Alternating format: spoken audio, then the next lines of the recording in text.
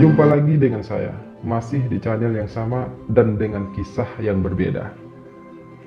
Terima kasih udah mampir, udah subscribe, udah like, dan udah komen. Buat seluruh subscriber setia saya, terima kasih atas segala masukannya, terima kasih atas saran dan dukungannya selama ini. Terima kasih atas kesetiaannya. Dan bagi yang baru mampir, seperti biasa, jangan lupa untuk subscribe channel ini dan klik tanda lonceng untuk menyaksikan video-video menarik lainnya di channel ini. Sekali lagi terima kasih dan selamat menikmati.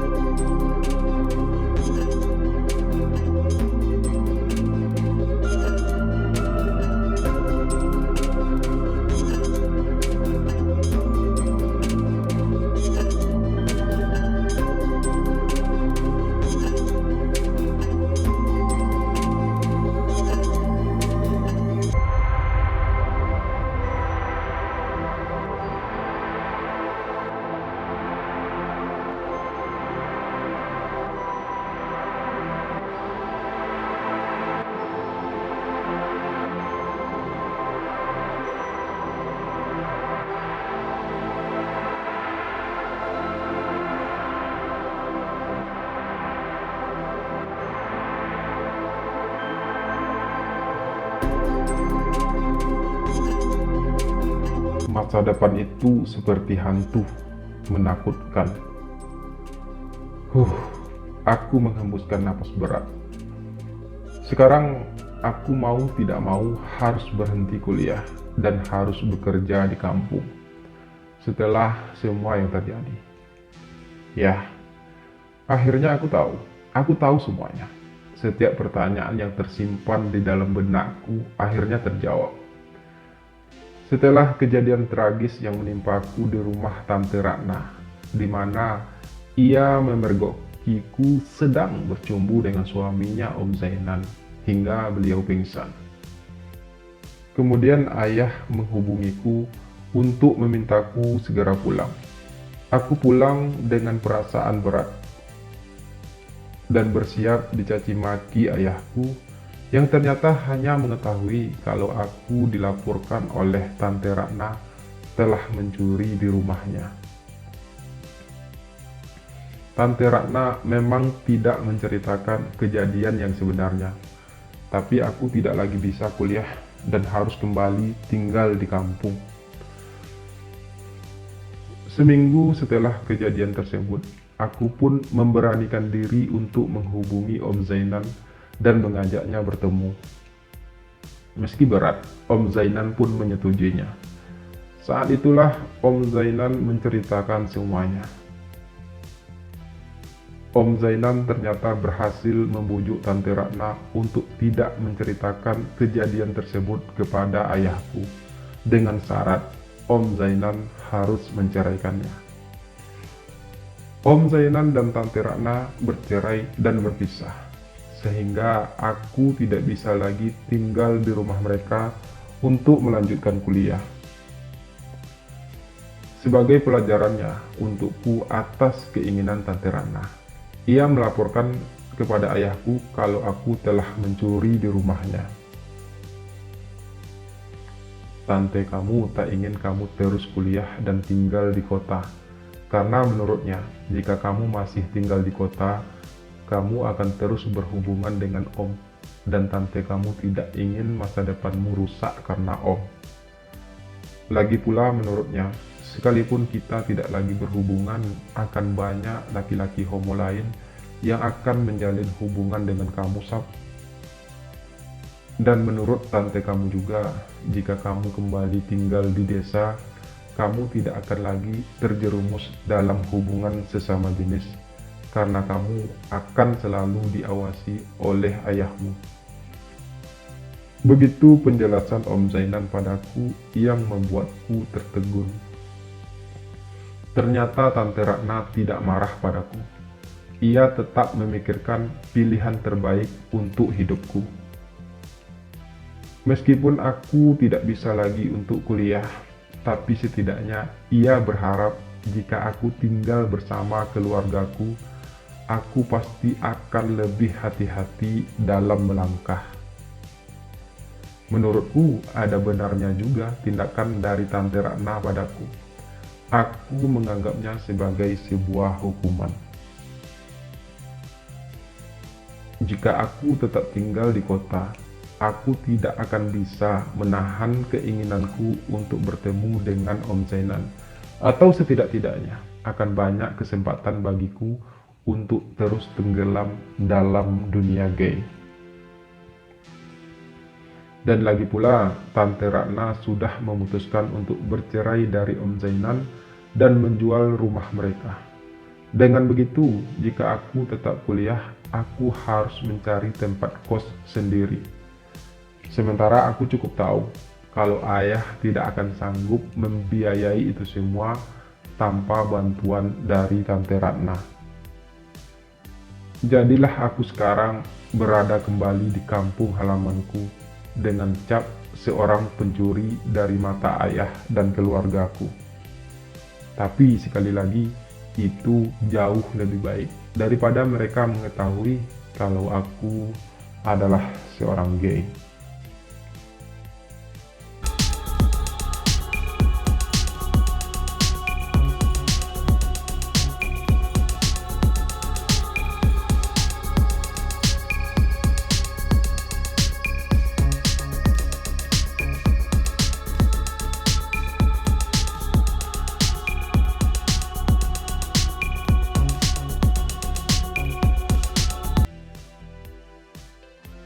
Waktu terus berlalu, dan aku masih dalam ketakutan akan sebuah masa depan yang tak pasti. Aku mulai belajar untuk melupakan sosok Om Zainan. Biar bagaimanapun, aku tidak mungkin bisa lagi mengharapkan Om Zainan tetap bersamaku. Selain karena itu adalah salah satu syarat dari Tante Ratna, tapi juga karena jarak di antara kami terlalu jauh. Meski sebenarnya aku tidak sepenuhnya berubah, tidak mudah untuk berubah, apalagi aku sudah merasakan manisnya hal tersebut. Hanya saja aku harus selalu bisa memendam setiap kali keinginan itu datang, karena untuk saat ini ayahku masih terus mengawasi setiap tindakanku. Berbulan-bulan pun berlalu, aku sudah tidak memikirkan tentang Om Zainan. Hubunganku dengan Om Zainan berakhir begitu saja. Semua bagiku hanyalah seuntai cerita yang telah menjadi masa lalu. Sekarang aku harus menjalani kehidupanku kembali. Ayah juga sudah mulai mempercayaiku lagi. Ia terlihat yakin kalau aku sudah tidak akan melakukan kesalahan lagi. Karena itu, ia akhirnya memberi aku izin untuk ikut bersama Pak Anwar untuk bekerja di kota menjadi seorang pegawai di sebuah supermarket. Pak Anwar adalah seorang manajer di supermarket tersebut. Dan ia sedang mencari karyawan-karyawan baru untuk dipekerjakan di supermarket tersebut.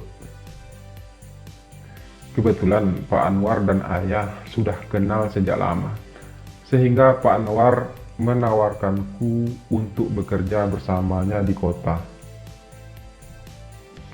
Di kota, aku tinggal bersama Pak Anwar yang ternyata adalah seorang duda yang ditinggal mati istrinya.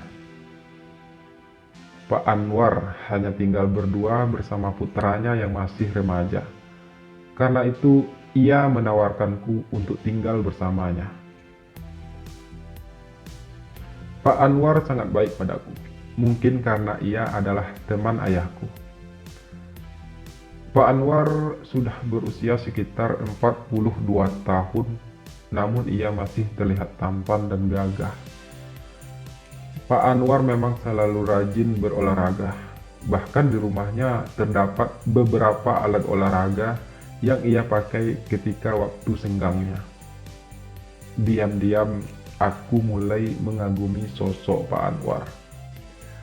Wajahnya yang tampan dan postur tubuhnya yang berotot membuatku jadi sering menghayalkannya. Tapi aku selalu berusaha bersikap wajar di hadapan Pak Anwar. Aku tidak ingin Pak Anwar tahu kalau aku adalah seorang gay.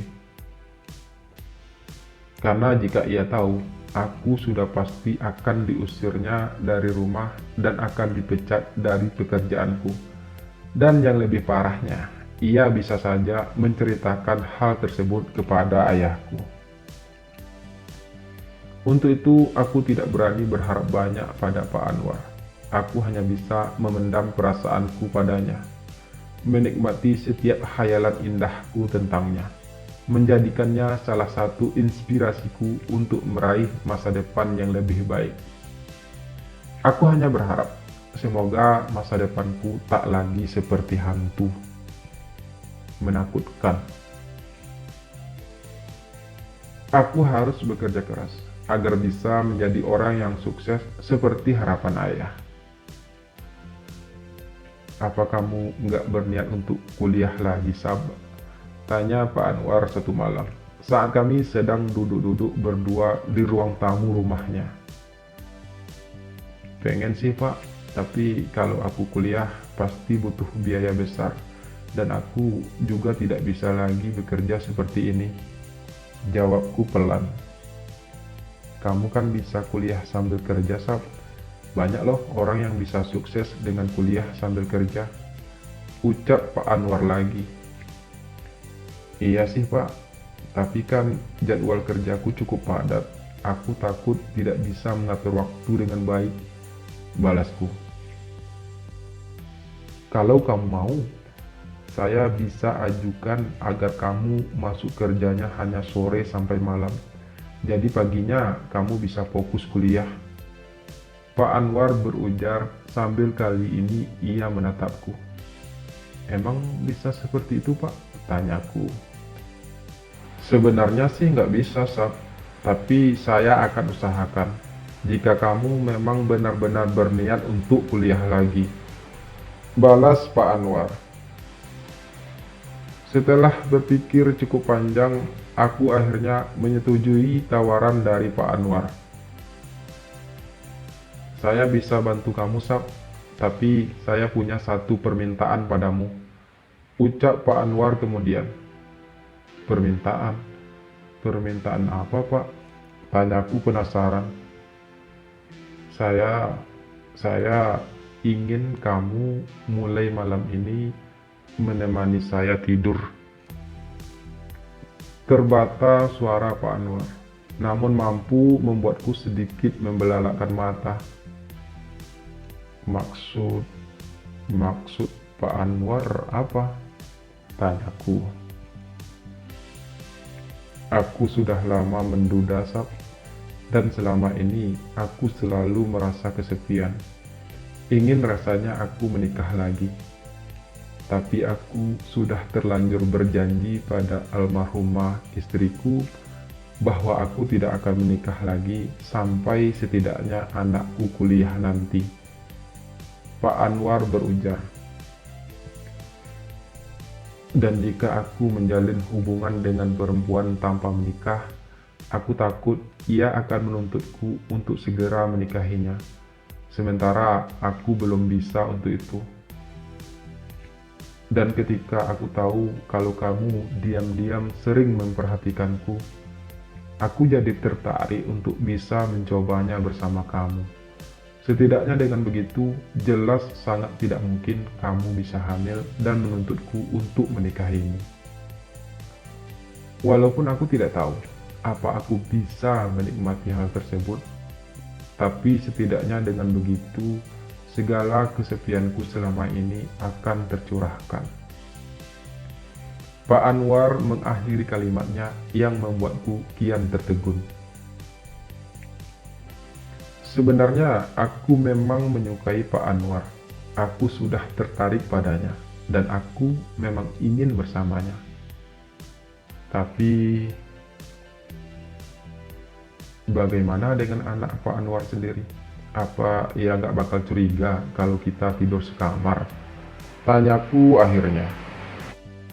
Kamu hanya akan masuk ke kamarku jika anakku sudah tertidur, dan akan keluar kamarku sebelum ia bangun. Jelas Pak Anwar. Aku pun kemudian menyetujui tawaran dari Pak Anwar tersebut. Bukan saja karena aku memang menyukainya, tapi juga karena aku berharap agar aku segera bisa kuliah kembali. Jadilah semenjak saat itu, aku dan Pak Anwar menjalin hubungan asmara secara diam-diam. Aku juga mulai kuliah kembali dan sambil tetap bekerja di supermarket. Seperti janji Pak Anwar, aku bisa kuliah di pagi harinya dan masuk kerja dari sore hingga malam harinya. Saat aku pulang kerja, otomatis anak Pak Anwar sudah masuk ke kamarnya dan tertidur. Saat itulah aku akan menyelinap masuk ke dalam kamar Pak Anwar. Hubunganku dengan Pak Anwar terasa begitu indah bagiku. Aku sangat menikmati hal tersebut. Demikian juga dengan Pak Anwar sendiri. Hingga berbulan-bulan hal itu terus terjadi. Sampai akhirnya aku mengetahui sebuah rahasia. Pak Anwar ternyata sebenarnya memang seorang gay sejak awal. Aku mengetahuinya dari salah seorang rekan kerjaku. Kamu terlihat nyaman tinggal serumah dengan Pak Anwar, ucap temanku itu. Iya, kenapa emangnya? Balasku bertanya. Aku tahu siapa Pak Anwar. Dulu ia pernah mengajakku tinggal di rumahnya. Tapi setelah sebulan, tiba-tiba ia menawarkanku untuk kuliah dan menjanjikanku untuk bisa mengatur jadwal kerjaku. Aku merasa senang awalnya, tapi kemudian ia mengajukan sebuah syarat.